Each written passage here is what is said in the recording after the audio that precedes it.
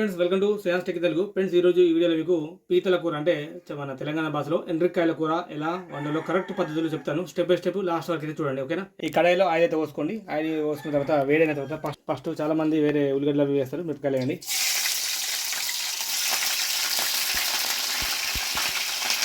Next మనకి ఇక్కడ చాలా మంది పసుపు అనేది లాస్ట్ వేస్తారు. ఫస్ట్ ఇలా కలర్ కోసం ఎక్కువ వేసుకోండి, పర్వాలేదు.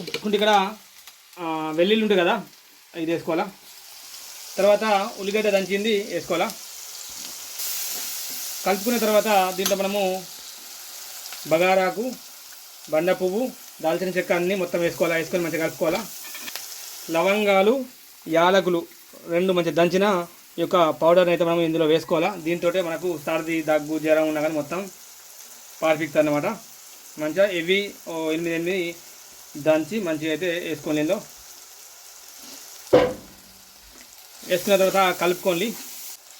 సరిపడా ఉప్పు అయితే మనము ఇందులో వేసుకోవాలా. అల్లం అయితే వేసుకొని మంచిగా బాగా కలుపుకోవాలా.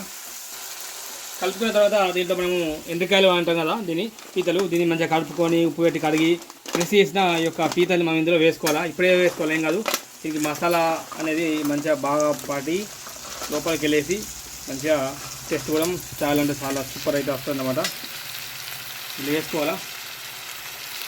వీలైతే కడాయి కొంచెం పెద్ద తీసుకోండి, చిన్నగా ఉంటే మనకు కంఫర్టబుల్గా ఉండదు కలపడానికి. ఒకసారి దీన్ని మంచిగా బాగా కలుపుకొని కంటిన్యూగా ఒక 5 మినిట్ వరకు అయితే దీన్ని మూత పెట్టేలా ఒకసారి ఇప్పుడు మనము 5 to 10 మినిట్ తర్వాత ఈ మూత వేసేసి దీంతో మనము కారపొడి అయితే వేసుకోవాలా. ముట్టుపాటు అయితే వేసుకున్న తర్వాత దీన్ని మంచిగా బాగా అయితే కలుపుకోవాలా. ఇప్పుడు ఏంటంటే ఈ మిర్చి పౌడర్ అనేది ఈ ఎండ్రికాయ లోపలికి వెళ్ళేసి దాంట్లో ఉన్న మాంసానికి పట్టేసి దీంట్లో ఉన్న టేస్ట్ అనేది బయటకు వస్తుంది. అండ్ మనం తింటే జ్వరాలకు కానీ ఈ సర్దికి, దగ్గుకు కూడా చాలా పనిచేస్తుంది. లోపల నంజు ఉన్నా సరే మొత్తం వాటర్ లాగా అయితే కారుతుంది, చాలా టేస్ట్ ఉంటాయి. అండ్ మామూలుగా ఈ మన లోకలే కాబట్టి ఈ కర్రెంటికాయలు చాలా మంచిది. ముదిరిన ఎండ్రికాయలు తింటే ఖచ్చితంగా సర్దికి అయితే పనిచేస్తుందని చెప్పచ్చు.